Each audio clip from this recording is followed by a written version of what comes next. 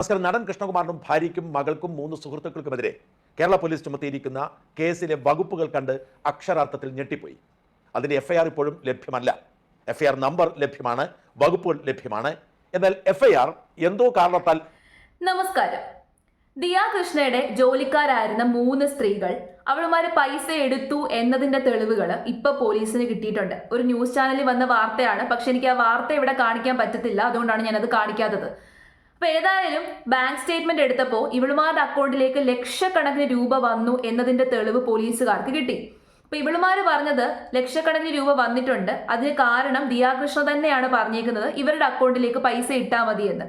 എന്നിട്ട് പിന്നെ ഇവർ പറഞ്ഞൊരു കാര്യം, ആ പൈസ എല്ലാ ദിവസവും വൈകുന്നേരം ഇവളുമാര് ATM-ൽ പോയി പിൻവലിച്ചതിന് ശേഷം ദിയാകൃഷ്ണയ്ക്ക് കൊണ്ട് കൊടുക്കും. അപ്പം കണക്കുകളില്ലല്ലോ. എന്നാൽ ഈ ഇവളുമാരുടെ അക്കൗണ്ടിലേക്ക് വന്ന ഈ പൈസ ഇവളുമാര് വേറെ ബാങ്കിലേക്ക് മാറ്റി എന്നതിന്റെ തെളിവുകളും ഇപ്പൊ പോലീസുകാർക്ക് കിട്ടി. അപ്പോൾ ആദ്യം പറഞ്ഞ എല്ലാ വാദങ്ങളും ഇപ്പൊ പൊളിഞ്ഞു കഴിഞ്ഞു. ജാതി കാർഡ് ഇറക്കി, അതിന് തെളിവുകളില്ല. അതായത് ജാതി പറഞ്ഞ് ഇവരെ അധിക്ഷേപിച്ചു എന്നതിന്റെ തെളിവുകൾ ഇവരുടെ കയ്യിലില്ല. ഇവർ വെറുതെ വാക്കുകൊണ്ട് പറയുന്നത് മാത്രമാണ്. പിന്നെ പൊളിറ്റിക്കൽ കാർഡ് ഇറക്കി, അത് നിലനിൽക്കത്തില്ല. എല്ലാ കാർഡുകളും ഇറക്കി നോക്കി, ഇരവാദം പറഞ്ഞു നോക്കി, എന്നാൽ ഒന്നും നിലനിൽക്കത്തില്ല എന്ന് ഏകദേശം പിടികിട്ടിയിട്ടുണ്ട്. എന്നാൽ ഇവളുമാര് തെറ്റ് ചെയ്തു എന്നതിന്റെ തെളിവ് ഇപ്പോൾ തന്നെ പുറത്തു വന്നു കഴിഞ്ഞു. ഇനി ഒരു തെളിവും വരാനില്ല. ഇവളുമാര് കുറ്റം സമ്മതിച്ചു. എത്ര രൂപ എടുത്തു എന്നത് പറയുന്നില്ല. എന്നാൽ ഇവളുമാര് പൈസ എടുത്തു, QR കോഡ് മാറ്റി, കസ്റ്റമേഴ്സിനെ നിന്ന് ഡയറക്റ്റ് ആയിട്ട് അവരുടെ അക്കൗണ്ടിലേക്ക് പൈസ വാങ്ങിച്ചു. എല്ലാത്തിനും തെളിവുകളുണ്ട്. ഇവളുമാര് തന്നെ ഡയറക്റ്റ് ആയിട്ട് സമ്മതിക്കുന്ന തെളിവുകളുണ്ട്. എന്നിട്ടും ഇവളുമാരെ ഇപ്പോഴും പ്രതിസ്ഥാനത്ത് നിർത്തുന്നില്ല. പോലീസുകാർ പ്രതിസ്ഥാനത്ത് നിർത്തുന്നില്ല, മാധ്യമങ്ങൾ പ്രതിസ്ഥാനത്ത് നിർത്തുന്നില്ല. ഇപ്പോഴും പ്രതിയായി ഇരിക്കുന്നത് ആരാണ്? കൃഷ്ണകുമാറാണ്. ഇതിനകത്ത് നമ്മൾ നോക്കിക്കഴിഞ്ഞാൽ ഡീപ്പ് ഇൻസൈഡ് ഇതിനകത്തൊരു വലിയ ചതി നടന്നിട്ടുണ്ട്, വലിയ ഗൂഢാലോചന നടന്നിട്ടുണ്ട്. ഈ തെളിവുകളൊന്നും തന്നെ കൃഷ്ണകുമാറിന്റെയും കുടുംബത്തിന്റെയും കയ്യിൽ ഇല്ലായിരുന്നെങ്കിലും, ഈ ഓഡിയോ റെക്കോർഡും ഈ വീഡിയോ റെക്കോർഡും ഒന്നും ഇവരുടെ കയ്യിൽ ഇല്ലായിരുന്നു എന്നുണ്ടായിരുന്നുണ്ടെങ്കിൽ ആരെങ്കിലും കൃഷ്ണകുമാറിനെ വിശ്വസിക്കുമായിരുന്നു? പൈസ തട്ടിയെടുത്തു എന്ന് പറഞ്ഞു കഴിഞ്ഞാൽ വിശ്വസിക്കത്തില്ല. എന്നാൽ ജാതി അധിക്ഷേപം നടത്തി, ഇവളുമാരെ അനാവശ്യമായിട്ട് ഓരോന്ന് പറഞ്ഞു, ഇവളുമാരെ ഭീഷണിപ്പെടുത്തി എന്നൊക്കെ പറഞ്ഞു കഴിഞ്ഞാൽ സ്വാഭാവികമായിട്ട് ഹേറ്റ് വരാൻ പോകുന്നത് ആർക്കായിരിക്കും? കൃഷ്ണകുമാറിന് വരും. കാരണം പൊളിറ്റിക്കലി കുറെ ശത്രുക്കളും കുറെ കാര്യങ്ങളും ഒക്കെ ഉണ്ടല്ലോ. അതുകൊണ്ട് തന്നെ കൃഷ്ണകുമാറിനും കുടുംബത്തിനുമെതിരെ നല്ല ഹേറ്റ് വരും. അത് മനസ്സിലാക്കിയ ആരോ ഒരാൾ ഇതിന്റെ പുറകിൽ പ്രവർത്തിക്കുന്നുണ്ട്. ഒരാളായിരിക്കത്തില്ല, ഒരു വലിയ ഗ്രൂപ്പ് തന്നെ പ്രവർത്തിച്ചിട്ടുണ്ട്. അവരുടെ ഗൂഢാലോചനയുടെ ഫലമാണ്, അവർ തയ്യാറാക്കിയ സ്ക്രിപ്റ്റാണ് ആ 3 അവളുമാരും വന്ന് മാധ്യമങ്ങളുടെ മുമ്പിൽ വന്ന് പറഞ്ഞത്. അപ്പം ഞാൻ ഇന്നലെ ഒരു വാർത്ത കണ്ടതാണ്. കൃഷ്ണകുമാറിനൊക്കെ എതിരെ ചുമത്തിയ വകുപ്പ് എന്ന് പറയുന്നത് നമ്മൾ പ്രതീക്ഷിക്കുന്നതിനുമൊക്കെ അപ്പുറമാണ്. 23 വർഷം വരെ തടവ് കിട്ടാൻ ശേഷിയുള്ളൊരു വകുപ്പാണ് അയാൾക്കെതിരെ ചുമത്തിയിരിക്കുന്നത്. അയാളുടെ കുടുംബവും അയാളുടെ കുട്ടികളും എല്ലാം ജയിലിൽ പോയി കിടക്കേണ്ടി വന്നേനെ. അപ്പൊ ഏതായാലും മറുനാടനിൽ വന്ന ആ ഒരു വാർത്ത ഞാനൊന്ന് കേൾപ്പിച്ചു തരാം. എന്നാൽ എഫ്ഐആർ എന്തോ കാരണത്താൽ മാസ്ക് ചെയ്തിരിക്കുന്നു, അത് ഓൺലൈനിൽ ലഭ്യമല്ല. പ്രതിയായിരിക്കുന്ന കൃഷ്ണകുമാറിനും മകൾക്കും പോലും എഫ്ഐആറിന്റെ കോപ്പി ലഭിച്ചിട്ടില്ല. ഞാൻ ഇന്ന് കൃഷ്ണകുമാറിനെ വിളിച്ചു ചോദിച്ചു, ലഭിച്ചിട്ടില്ല, പോലീസ് കൊടുക്കുന്നില്ല. എന്തോ ഒരു ഗൂഢാലോചനയുടെ പുറത്ത് എന്തൊക്കെയോ കൃത്യമായ അജണ്ടകളുടെ ഭാഗമായി കൃഷ്ണകുമാറിനെ പൂട്ടുക എന്ന ലക്ഷ്യത്തിൽ രംഗത്തിറങ്ങിയതായിരുന്നു ചിലർ. അത് പാളിപ്പോയെങ്കിലും കൃഷ്ണകുമാറിനെതിരെ ചുമത്തിയിരിക്കുന്ന വകുപ്പുകൾ കണ്ടാൽ ഞെട്ടിപ്പോകും. അതും ഒരു കള്ളപ്പരാതിയിൽ 3 പെൺകുട്ടികൾ കൃഷ്ണകുമാറിന്റെ മകൾ ദിയാകൃഷ്ണയുടെ സ്ഥാപനത്തിൽ പണിയെടുക്കുന്നു. അവരുടെ സ്വന്തം മൊബൈൽ നമ്പറുമായി ബന്ധപ്പെടുത്തിയുള്ള ബാർകോഡ് കൊടുത്തിട്ട് ആ ബാർകോഡിലേക്ക് അവർ പണം കൈപ്പറ്റുന്നു. ആ പണം കൈപ്പറ്റിയത് പിടിക്കപ്പെട്ടപ്പോൾ അവരത് സമ്മതിക്കുന്നു. അതിൽ കുറച്ച് പണം അവർ തിരിച്ചു കൊടുക്കുന്നു. ബാക്കി പണം കൊടുക്കാമെന്ന് പറഞ്ഞ് അവർ പോകുന്നു. ഇതിന്റെയൊക്കെ വീഡിയോ ദൃശ്യങ്ങൾ ലഭ്യമാണ്. അതിനുശേഷം ആരുടെയോ ഉപദേശപ്രകാരം, അത് ആരുടെയെന്നാണ് കണ്ടെത്തേണ്ടത്. തീർച്ചയായും അതിന്റെ പിന്നിൽ ഒരു രാഷ്ട്രീയ അട്ടിമറിയുണ്ട് എന്ന് സംശയിക്കേണ്ടിയിരിക്കുന്നു. എന്തായാലും ആരുടെയോ ഉപദേശപ്രകാരം ഇവർ പരാതിപ്പെടുന്നു. പോലീസിൽ വന്ന് കൃഷ്ണകുമാർ തട്ടിക്കൊണ്ടുപോയി, കൃഷ്ണകുമാർ ഈ പെൺകുട്ടികളോട് മോശമായി പെരുമാറി തുടങ്ങിയ നിരവധി ആരോപണങ്ങളോട് പരാതി കൊടുക്കുന്നു. അതിൽ അപ്പോൾ തന്നെ എഫ്ഐആർ ഇടുന്നു. ഓർക്കണം, ഒരു വലിയ തട്ടിപ്പ് കേസിലെ പ്രതികൾ, അവരെ അറസ്റ്റ് ചെയ്ത് ജയിലിൽ അടയ്ക്കേണ്ട പോലീസ് അതിനേക്കാൾ ജാഗ്രത കാട്ടിയത് കൃഷ്ണകുമാറിനും മകൾക്കും ഭാര്യയ്ക്കുമെതിരെ കേസെടുക്കാനാണ്. കൊടുത്ത പരാതിയിൽ പോലീസ് കേസെടുക്കുന്നു. ഞാൻ ആ വകുപ്പുകളിലൂടെ ഓടിച്ചു നോക്കിപ്പോയി, ഞെട്ടിപ്പോയി. കൃഷ്ണകുമാറിനെതിരെ ചുമത്തിയിരിക്കുന്നത് 7 വകുപ്പുകളാണ്. അതായത് മെനക്കെട്ടിരുന്ന് ആരൊക്കെയോ ഗൂഢാലോചന നടത്തി കൃത്യമായി എഴുതി തയ്യാറാക്കിയ തിരക്കഥയുടെ ഭാഗമായി 7 വകുപ്പുകൾ ചുമത്തിയിരിക്കുന്നു. അതിലൊരു വകുപ്പിൽ കൃഷ്ണകുമാർ ശിക്ഷിക്കപ്പെട്ടാൽ 10 വർഷമാണ് തടവ്.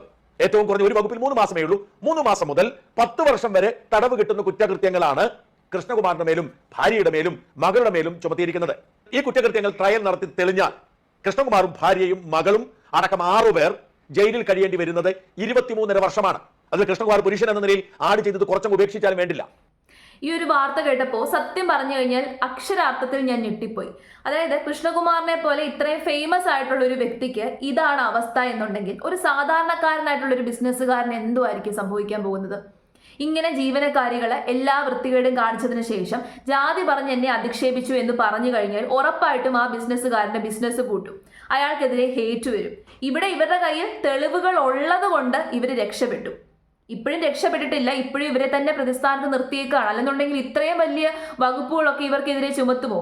3 സ്ത്രീകൾ കൊണ്ടുപോയി കള്ളപ്പരാതി കൊടുത്തു. കള്ളപ്പരാതി കൊടുത്തപ്പോൾ അവളുമാരുടെ പ്രൂഫൊന്നുമില്ല, ഒരു പ്രൂഫും ഇല്ല. ഇവളുമാർ ഉന്നയിച്ച വാദങ്ങൾക്കൊന്നും ഇവളുമാരുടെ കയ്യിൽ പ്രൂഫില്ല. ഇനി ഈ ഒരു കേസിൽ ഒരേ ഒരു കാര്യം മാത്രമേ ഉള്ളൂ തെളിയിക്കാനുള്ളത്, അതായത് 69 ലക്ഷം രൂപ എന്ന് പറയുന്ന ആ ഒരു കണക്ക്, അത് സത്യമാണോ എന്ന് തെളിയിക്കണം.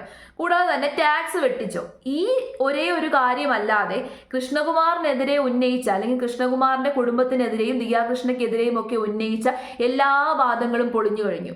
നേരെ മറിച്ച് അവളുമാര് കുറ്റം ചെയ്തു എന്നതും തെളിയിക്കപ്പെട്ടു കഴിഞ്ഞു. എന്നിട്ട് എന്തുകൊണ്ട് പോലീസുകാര് അവളുമാരെ അറസ്റ്റ് ചെയ്യുന്നില്ല?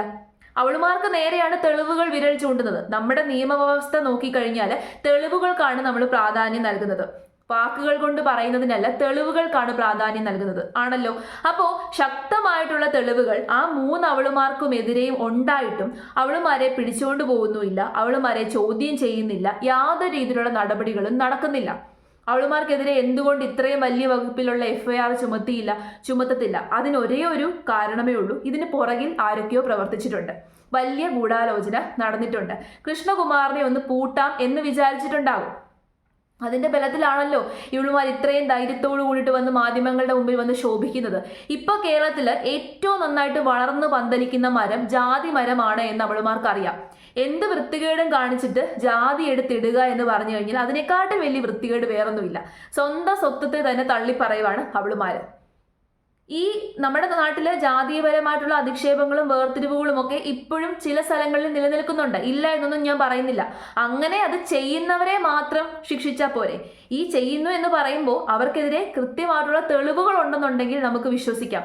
അല്ലാതെ ഒരാൾ വാക്കാൽ പറയുവാണ് എന്നെ ജാതീയപരമായിട്ട് അധിക്ഷേപിച്ചു, അങ്ങനെ വാക്കുകൊണ്ട് പറഞ്ഞു എന്നതിന്റെ പേരിൽ ഒരാൾക്കുമെതിരെ കുറ്റക്കാരനാക്കാതിരിക്കുക, ഒരാൾക്കുമെതിരെ കേസെടുക്കാതിരിക്കുക. കാരണം ഇപ്പൊ ആ വാക്ക് എല്ലാവരും എടുത്ത് ഉപയോഗിക്കുകയാണ്. സ്വന്തം കാര്യം നേടാൻ വേണ്ടിയിട്ട് ജാതി ഉപയോഗിക്കുന്ന കുറെ വൃത്തികെട്ട വർഗ്ഗങ്ങൾ, അങ്ങനെ നമുക്ക് അവരെയൊക്കെ വിശേഷിപ്പിക്കാൻ വേണ്ടിയിട്ട് പറ്റത്തുള്ളൂ, അങ്ങനെ പറയാൻ പറ്റത്തുള്ളൂ. ഇവിടെ ജാതി പാടില്ല, മതം പാടില്ല, ജാതീയപരമായ വേർതിരിവ് പാടില്ല എന്ന് പറയുന്നു. അത് എല്ലാവരും അത് മനസ്സിലാക്കണം. ജാതീയപരമായിട്ടുള്ള വേർതിരിവ് പാടില്ല എന്നുണ്ടെങ്കിൽ എല്ലാ വിഭാഗത്തിലുള്ളവരും അത് മനസ്സിലാക്കി അതിനനുസരിച്ച് പ്രവർത്തിക്കണം. എന്നാൽ ചില സ്ഥലങ്ങളിൽ ജാതി പറയാം, ചില സ്ഥലങ്ങളിൽ ജാതി പറയാൻ പാടില്ല എന്ന് പറയുന്ന ഈ ഒരു ഡബിൾ ആയിട്ടുള്ള സ്റ്റാൻഡ് ഉണ്ടല്ലോ, അത് പറ്റത്തില്ല. 2 സ്റ്റാൻഡ് പറ്റത്തില്ല, ഒരു സ്റ്റാൻഡ് മതി. എല്ലാവർക്കും ഒരു നിയമമേ ഉള്ളൂ. ആരും തന്നെ ജാതി പറയാൻ പാടില്ല, ജാതീയപരമായ വേർതിരിവ് കാണിക്കാൻ പാടില്ല, ഒന്നിനു വേണ്ടിയിട്ടും ജാതി എടുത്ത് ഉപയോഗിക്കാൻ പാടില്ല. അത് എല്ലാവർക്കും അത് ബാധകമായിരിക്കണം. അല്ലാതെ ഒരു വിഭാഗത്തിന് ജാതി എടുത്ത് ഉപയോഗിക്കാം, ജാതീയപരമായിട്ടുള്ള കാര്യങ്ങൾ പറയാം, എന്നാൽ മറുവിഭാഗത്തിന് ജാതി പറയാൻ പാടില്ല. അതെവിടുത്തെ നിയമമാണ്? ഈ 2 വള്ളത്തെ കാല് വെച്ച് പോകാൻ വേണ്ടിയിട്ട് ആർക്കും പറ്റത്തില്ല. ചില ആൾക്കാർ ഇവിടെ 2 വള്ളത്തെ കാല് വെച്ചിട്ടാണ് പോകുന്നത്. എല്ലാ ആനുകൂല്യങ്ങളും കിട്ടണം എന്നുള്ള സ്ഥലത്ത് ജാതി പറയും, എന്നാൽ രക്ഷപ്പെടണം എന്ന് പറയുന്ന സ്ഥലത്തും ജാതി പറയും. അതെവിടുത്തെ നിയമമാണ്? എല്ലാ വൃത്തികേടും കാണിച്ചിട്ട് ജാതി എടുത്തിട്ട് കഴിഞ്ഞാൽ അങ്ങ് മാറുമോ? ഏത് ജാതിയിൽപ്പെട്ടവനാണെങ്കിലും തെറ്റ് ചെയ്തു കഴിഞ്ഞാൽ അത് തെറ്റാണ്. ഏത് മതത്തിലാണെങ്കിലും ഏത് ജാതിയിൽ പെട്ട് കഴിഞ്ഞാലും അൾട്ടിമേറ്റ്ലി എല്ലാവരും മനുഷ്യന്മാരാണ്. അപ്പം മനുഷ്യന്മാർക്കുള്ള നിയമങ്ങൾ എല്ലാവർക്കും ബാധകമാണ്. അതായത് ജാതി അനുസരിച്ച് ഇവിടെ നിയമങ്ങളൊന്നുമില്ലല്ലോ. ഈ ജാതിക്കാരന് ഇങ്ങനൊരു നിയമം, ആ ജാതിക്കാരന് ഇങ്ങനൊരു നിയമം, അങ്ങനത്തെ കാര്യങ്ങളൊക്കെ ഉണ്ടായിരുന്നു പണ്ട് നടന്ന കാര്യങ്ങളൊക്കെ പാസ്റ്റിലാണ്. പക്ഷെ ഇപ്പോഴത്തെ സൊസൈറ്റി അങ്ങനെയല്ലല്ലോ. ഇപ്പോഴത്തെ സൊസൈറ്റി ജാതിയുടെ അടിസ്ഥാനത്തിലല്ലല്ലോ. ഇപ്പോഴത്തെ സൊസൈറ്റി എന്തിന്റെ അടിസ്ഥാനത്തിലാണ്? സ്ട്രിക്ട്ലി എക്കണോമിക് ബേസ്ഡ് ആണ്. ഇപ്പൊ എക്കണോമിയാണ് ഇവിടെ എല്ലാം ഇത് ചെയ്യുന്നത്. അതായത് കയ്യിലിരിക്കുന്ന പൈസയാണ് എല്ലാം ഹാൻഡിൽ ചെയ്യുന്നത്. അല്ല, ജാതിയുടെ അടിസ്ഥാനത്തിലല്ല ഇവിടെ ഓരോ കാര്യങ്ങളും നടക്കുന്നത്, പൈസയുടെ അടിസ്ഥാനത്തിലാണ്. അപ്പൊ ഇനിയുള്ള കാലഘട്ടത്തിൽ പൈസയുടെ അടിസ്ഥാനത്തിൽ ജനങ്ങളെ അങ്ങോട്ടും ഇങ്ങോട്ടും വേർതിരിക്കണം. എന്നിട്ട് ആ രീതിയിലുള്ള ആനുകൂല്യങ്ങളും ആ രീതിയിലുള്ള കാര്യങ്ങളും പോകണം. എങ്കിൽ മാത്രമേ ഈ ജാതീയപരമായിട്ടുള്ള വേർതിരിവുകളും കാര്യങ്ങളും ഒക്കെ ഇവിടെ നിന്ന് മാറത്തുള്ളൂ. ഇല്ലെങ്കിൽ പല സന്ദർഭങ്ങളിലും ഇതുപോലെയുള്ള വൃത്തികെട്ടവന്മാർ ജാതി എടുത്ത് ഉപയോഗിക്കും, എന്നിട്ട് രക്ഷപ്പെടും. ഇപ്പൊ ഒരാൾ ജാതി പറഞ്ഞ് കളിയാക്കി എന്നതിന്റെ പ്രൂഫ് കിട്ടുവാണ്, ഒരു വീഡിയോ പ്രൂഫോ അല്ലെങ്കിൽ ഒരു ഓഡിയോ പ്രൂഫോ കിട്ടുവാണെന്നുണ്ടെങ്കിൽ ഉറപ്പായിട്ടും അയാൾക്കെതിരെ കേസ് എടുക്കണം. അത് 100% തെറ്റ് തന്നെയാണ്. എന്നാൽ അങ്ങനെ ഒരു പ്രൂഫും ഇല്ലാത്ത പക്ഷം ഒരാൾ പറഞ്ഞു എന്നതിൻ്റെ പേരിൽ നമ്മൾ ഒരിക്കലും വിശ്വസിക്കാൻ പാടില്ല. കാരണം നിയമം എല്ലാവർക്കും ഒരേപോലെ ആയിരിക്കണം. ഞാൻ ആദ്യം പറഞ്ഞതുപോലെ കൃഷ്ണകുമാറിൻ്റെ ഒക്കെ കയ്യിൽ തെളിവുകൾ ഉണ്ടായിരുന്നത് കൊണ്ട് അവർ രക്ഷപ്പെടും. കാരണം അയാൾക്കെതിരെ ചുമത്തിയിട്ടുള്ള കേസുകളൊന്നും തന്നെ കോടതിയിൽ ചെല്ലുമ്പോൾ നിലനിൽക്കത്തില്ല. കാരണം കോടതിയിൽ ചെല്ലുമ്പോൾ തെളിവുകൾ ഹാജരാക്കുമ്പോൾ ഇവളുമാരെ കൃത്യമായിട്ട് സമ്മതിക്കുന്നുണ്ട്. അപ്പൊ സമ്മതിച്ചു കഴിഞ്ഞാൽ പിന്നെ കോടതിക്ക് ഒന്നും പറയാൻ പറ്റത്തില്ല. അവരെ ആരും ഫോഴ്സ് ചെയ്തിട്ടില്ല. അവർ തന്നെ പുറത്തുവിട്ട ഓഡിയോ സന്ദേശത്തിനകത്തും അവർ സമ്മതിക്കുന്നുണ്ട്. അതാരും ഫോഴ്സ് ചെയ്തിട്ടില്ല, അവരുടെ വീട്ടിൽ നിന്നാണ്. എന്നിട്ട് പറയുന്നതെല്ലാം അതിനകത്ത് വ്യക്തമായിട്ട് കാണാം. ദിയാകൃഷ്ണയെ ഭീഷണിപ്പെടുത്തുന്നത് ആരാണ്? ഞങ്ങൾ ജീവിതം അവസാനിപ്പിച്ച് കളയുമെന്ന് പറഞ്ഞ് ദിയാകൃഷ്ണയെ ഭീഷണിപ്പെടുത്തുന്നത് ആരാണ്? അവളുമാരാണ്. ദിയാകൃഷ്ണയോ കൃഷ്ണകുമാറോ അവരെ ഭീഷണിപ്പെടുത്തുന്നില്ല. പൈസ നഷ്ടപ്പെടുമ്പോൾ അല്ലെന്നുണ്ടെങ്കിൽ ഒരു അച്ഛന്റെ സ്ഥാനത്ത് നിന്നുള്ള കാര്യങ്ങൾ മാത്രമാണ് കൃഷ്ണകുമാർ സംസാരിക്കുന്നത്. ദിയാകൃഷ്ണയോ ഒരു ഓണറിന്റെ സ്ഥാനത്ത് നിന്നുള്ള കാര്യങ്ങൾ മാത്രമാണ് ദിയാകൃഷ്ണയെ സംസാരിക്കുന്നത്. പിന്നെ ജാതി പറഞ്ഞ് അവഹേളിക്കുന്നതിന്റെയോ അധിക്ഷേപിക്കുന്നതിന്റെയോ ഒരു തെളിവുകൾ പോലും, ഒരു വാക്ക് പോലും ഇവളുമാർക്ക് പുറത്തുവിടാൻ പറ്റിയിട്ടില്ല. പിന്നെ വേറൊരു കാര്യം കൂടി എനിക്ക് പറയാനുള്ളത്, ഇവളുമാര് പറയുന്നു ജാതീയപരമായിട്ട് അധിക്ഷേപിച്ചു. ഇപ്പം നമ്മുടെ നാട്ടിലെ നിയമങ്ങളും കാര്യങ്ങളും ഒക്കെ ഇവളുമാർക്ക് അറിയാം. അപ്പൊ അങ്ങനെ അധിക്ഷേപിച്ചിട്ടുണ്ടെന്നുണ്ടെങ്കിൽ അന്ന് എന്തുകൊണ്ട് ഇവളുമാര് പുറത്തു പറഞ്ഞില്ല? അന്ന് എന്തുകൊണ്ട് മാധ്യമങ്ങളുടെ മുമ്പിൽ വന്നില്ല? കാരണം ദിയാകൃഷ്ണയെ പോലെയുള്ള ഒരാൾ അല്ലെങ്കിൽ കൃഷ്ണകുമാറിനെ പോലെയുള്ള ഒരാൾ ഫേമസ് ആയിട്ട് നിൽക്കുകയാണ്. അപ്പൊ അവർക്കെതിരെ അന്ന് ഇങ്ങനെ ഒരു ആരോപണം ഉന്നയിച്ചിരുന്നുണ്ടെങ്കിൽ അത് നിലനിന്നേനെ. പക്ഷെ എന്തുകൊണ്ട് അവർ ചെയ്തില്ല? അതിനർത്ഥം ഒന്നേ ഉള്ളൂ, അങ്ങനെ ഒരു കാര്യം ഉണ്ടായിട്ടില്ല. ഇപ്പോ ഇവരെ ആയുധമാക്കി ആരാണ്ടൊക്കെ കളിക്കാണ്. ഇങ്ങനൊരു വിഷയം ആരുടെയോ ചെവിയിലെത്തി. അങ്ങനെ ചെവിയിലെത്തിയപ്പോൾ കൃഷ്ണകുമാറിനെ ഒന്ന് പൂട്ടാം, അല്ലെന്നുണ്ടെങ്കിൽ കൃഷ്ണകുമാറിന്റെ കുടുംബത്തെ ഒന്ന് പൂട്ടാം. അപ്പൊ അതിന്റെ പുറകിൽ എന്തോ വലിയ ഗൂഢാലോചന നടന്നു. ആ ഗൂഢാലോചനയുടെ ഭാഗമായിട്ട് ഒരു സ്ക്രിപ്റ്റ് എഴുതി. ആ സ്ക്രിപ്റ്റിൽ കുറെ കാര്യങ്ങൾ ഇൻക്ലൂഡ് ചെയ്തു. ജാതീയപരമായി അധിക്ഷേപിച്ചു. കൃഷ്ണകുമാർ ജാതീയപരമായി അധിക്ഷേപിച്ചു എന്ന് പറഞ്ഞു കഴിയുമ്പോൾ എല്ലാ ആൾക്കാരുടെയും ഹേറ്റ് എങ്ങോട്ടേക്ക് ചെല്ലും? കൃഷ്ണകുമാറിന്റെ നേരെ ചെല്ലും. കാരണം അയാളൊരു BJP പൊളിറ്റീഷ്യൻ ആയതുകൊണ്ട് തന്നെ അതിനൊരു നിലനിൽക്കും, ഈ ഒരു വാദം നിലനിൽക്കും. അങ്ങനെ എല്ലാവരുടെയും ഹേറ്റ് കൃഷ്ണകുമാറിന്റെ മേലെയും ഫാമിലിയുടെ മേലെയും ചെല്ലും. ആ ഒരു ഹേറ്റിൽ പിടിച്ചുകൊണ്ട് ഇവളുമാർക്ക് രക്ഷപ്പെടാം. അതായിരുന്നു ഉദ്ദേശിച്ചത്. അതുകൊണ്ട് ആദ്യം എന്ത് ചെയ്തു? തട്ടിക്കൊണ്ടുപോയി ഭീഷണിപ്പെടുത്തി എന്നായി. തട്ടിക്കൊണ്ടുപോയി ഭീഷണിപ്പെടുത്തി എന്നുള്ളത് അങ്ങ് നിലനിൽക്കത്തില്ല. കാരണം കൃഷ്ണകുമാറിനും കുടുംബത്തിനും ഈ 3 ചീള് കേസുകളെ തട്ടിക്കൊണ്ടുപോയി അവരുടെ നിന്ന് ഭീഷണിപ്പെടുത്തി പൈസ വാങ്ങിച്ചിട്ട് ജീവിക്കേണ്ട ഗതികേടൊന്നും ഇല്ലെന്ന് എല്ലാവർക്കും അറിയാം. അപ്പൊ അത് നിലനിന്നില്ല. രണ്ടാമത്തേത് ജാതീയപരമായ അധിക്ഷേപം. ഞങ്ങളെ ജാതി പറഞ്ഞ് അധിക്ഷേപിച്ചു. എന്തുവാ എന്ന് വെച്ച് കഴിഞ്ഞാൽ എന്തുവാ ജാതി പറഞ്ഞ് അങ്ങ് അധിക്ഷേപിച്ചു, എന്നിട്ട് എന്തിയാ നിങ്ങളുടെ ഈ തെളിവുകൾ? ഇനി അടുത്തത് പൊളിറ്റിക്കൽ പരമായിട്ടൊന്ന് കളിക്കാൻ വേണ്ടിയിട്ട് ശ്രമിച്ചു. എല്ലാം കഴിഞ്ഞപ്പോൾ സത്യത്തിൽ ഇവളുമാര് കളിയാക്കിയത് ഇവളുമാരുടെ തന്നെ വിഭാഗത്തിൽപ്പെട്ടിട്ടുള്ള ആൾക്കാരെ അല്ലേ? അവരെ അല്ലേ ഇവളുമാര് കളിയാക്കിയിരിക്കുന്നത്? ഇവളുമാരല്ലേ സത്യത്തിൽ സ്വന്തം ആൾക്കാരെ തന്നെ കളിയാക്കി സ്വന്തം ആൾക്കാരെ തന്നെ നാണം കെടുത്തിയത് ആരാണ്? കൃഷ്ണകുമാറും കുടുംബവുമാണോ? അല്ല, ഇവളുമാരാണ് നാണം കെടുത്തിയത്. മോഷ്ടിച്ച് തിന്നിട്ട് എല്ലിൻ്റെ ഇടയിൽ കയറിയപ്പോൾ അതേ ആൾക്കാർക്കെതിരെ കൊണ്ടുപോയി കേസ് കൊടുത്തേക്കുന്നു. ഇത്രയൊക്കെ പ്രൂഫുകൾ പുറത്തു വന്നിട്ടും കൃഷ്ണകുമാറിനെയും കുടുംബത്തെയും പ്രതിസ്ഥാനത്ത് നിർത്തുന്ന ആ ഒരു നിയമം എന്താണെന്നുള്ളത് മനസ്സിലാവുന്നില്ല.